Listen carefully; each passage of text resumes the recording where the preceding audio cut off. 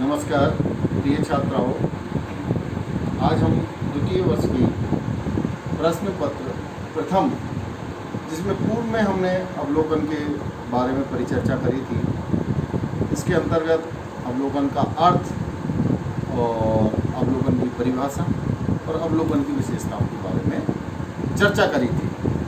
आज हम अवलोकन के प्रकार कि अवलोकन कौन कौन से होते हैं और अवलोकन के प्रकार के साथ साथ उसमें सहभागी अवलोकन के बारे में आपको जानकारी देंगे। सामाजिक घटनाएं विविध एवं जटिल प्रकृति की होती हैं। सभी प्रकार की घटनाओं का अध्ययन एक ही प्रकार के अवलोकन से नहीं किया जा सकता। कभी तो एक अकेला अध्ययनकर्ता संपूर्ण घटना की जानकारी ले लेता है, किंतु कभी अध्ययन के लिए विशेषज्ञों के दल की आवश्यकता होती है। कभी अध्ययनकर्ता अध्ययन के समय स्वयं पर नियंत्रण रखता है तो वह अध्ययन किए जाने वाले समूह पर भी रखता है। कभी वह स्वयं के अध्ययन किए जाने वाले समूह की दैनिक क्रियाओं में भाग लेता है तो कभी दूर बैठकर निरीक्षण करता है। इन्हीं कारणों से अवलोकन के विभिन्न प्रकार विकसित हुए।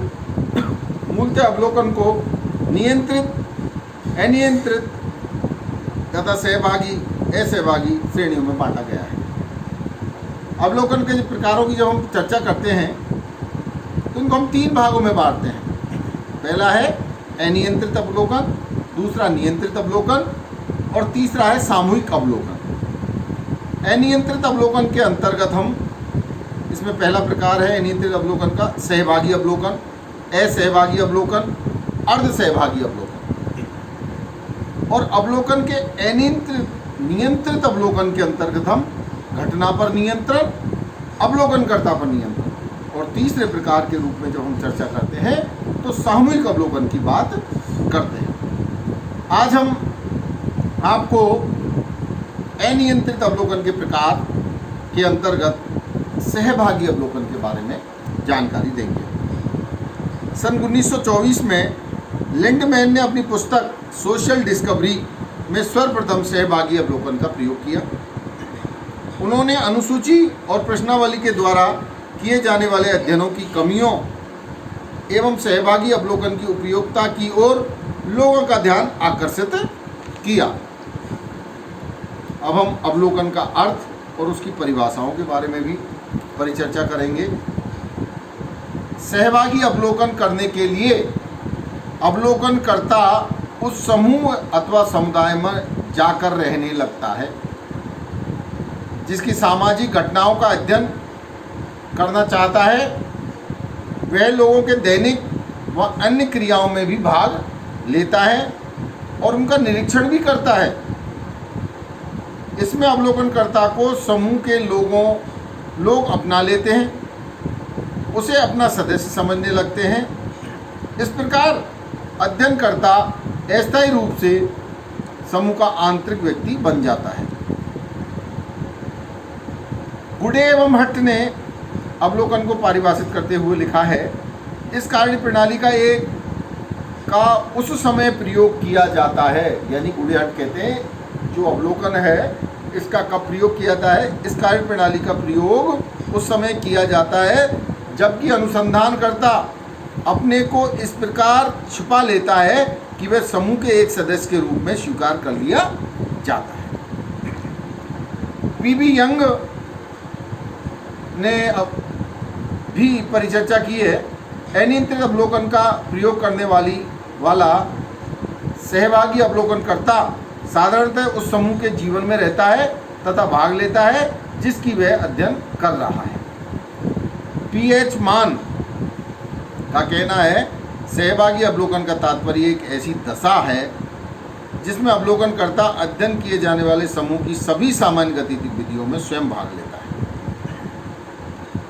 अब हम अवलोकन के गुणों के बारे में, यानी सहभागी अवलोकन के गुणों के बारे में परिचर्चा करेंगे। इसमें पहला गुण है या लाभ है इसका विस्तृत सूचनाएं। इस विधि में अध्ययनकर्ता समूह की सभी गतिविधियों में भाग लेता है, अतः उसके बारे में विस्तृत सूचना संकलित कर सकता है। दूसरा है सूक्ष्म एवं गहन अध्ययन। इस विधि में अध्ययनकर्ता स्वयं घटना स्थल पर उपस्थित होता है और समूह के जीवन में भाग लेता है। वह उस समूह के बारे में छोटी छोटी बातों का भी गहराई से अध्ययन कर लेता है। इस विधि की गहनता और सूक्ष्मता को प्रकट किया है उन्होंने किया जहोदा और कुक। वो कहते हैं सक्रिय सहभागिता उन सूचना स्रोतों के द्वार खोलती है जो अन्यथा बंद ही रह सकते थे। तीसरा है अप्रत्यक्ष विधि। इस विधि में अवलोकनकर्ता सामाजिक व्यवहारों का प्रत्यक्ष रूप से अध्ययन करता है, अतः उसकी जानकारी अधिक सही एवं वैज्ञानिक होती है। अध्ययनकर्ता स्थायी रूप से समूह में रहता है, लोगों के व्यवहारों, कार्यकलापों, संस्कृति आदि के बारे में प्रत्यक्ष रूप से तथ्यों का संकलन करता है। अगली हम जो लाभ है उसके बारे में चर्चा करते हैं।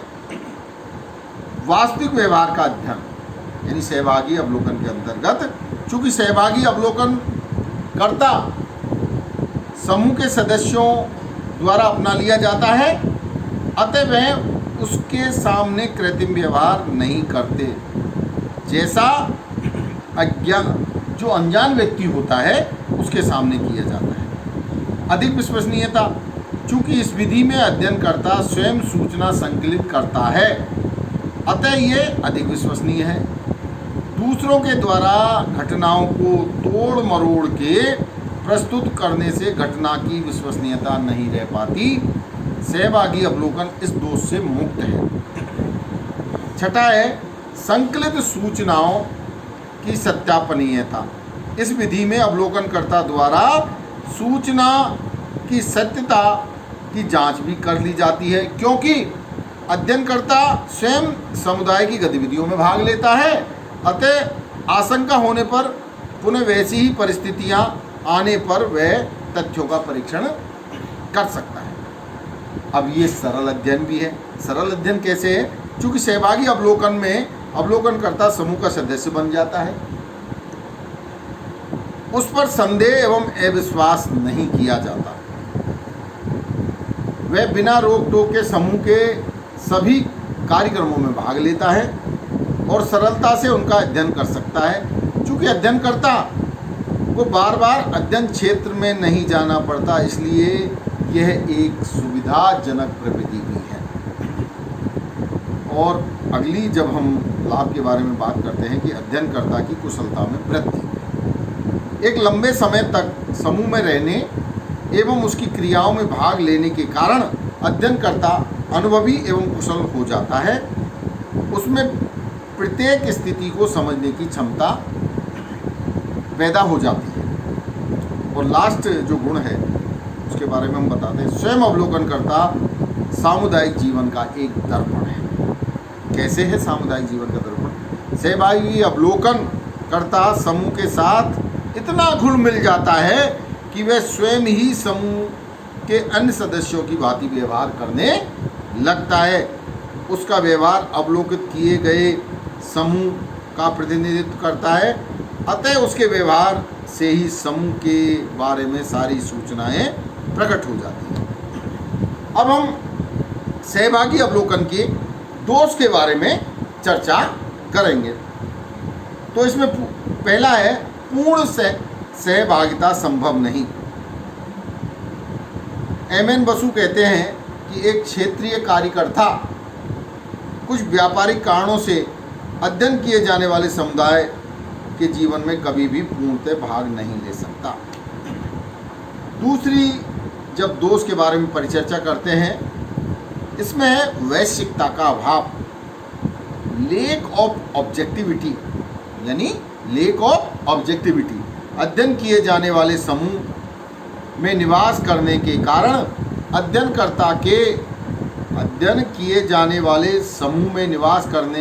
अध्ययनकर्ता में समूह के प्रति वफादारी, आत्मीयता, सहयोग एवं लगाव की भावना उत्पन्न हो जाती है, अतः वह निष्पक्ष पूर्ण तथ्यों का संकलन नहीं कर पाता है।